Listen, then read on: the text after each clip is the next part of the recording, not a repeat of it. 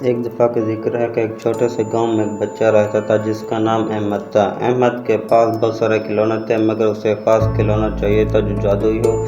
ایک دن احمد کو دادا جی کی الماری میں سے ایک خوبصورت ڈبہ ملا۔ جب اس نے ڈبہ کھولا تو اس میں سے ایک چمکتا ہوا خوبصورت کھلونا ملا۔ کھلونا دیکھنے میں ایک عام سا توپ لگتا تھا۔ اس میں ایک چھوٹا سا پرچہ بھی تھا جس پر لکھا تھا اس میں جادو ہے، اس کا دل سے استعمال کرنا۔ احمد نے کھلونے کو دل سے تھام لیا اور سوچا کہ یہ جادو کیسے کام کرتا ہے۔ اچانک کھلونا بولا، احمد تمہاری کوئی خواہش؟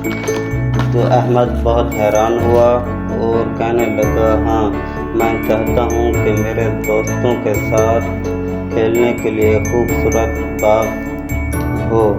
کھلونا چمکا اور احمد کی آنکھوں کے سامنے ایک خوبصورت باغ ظاہر ہو گیا۔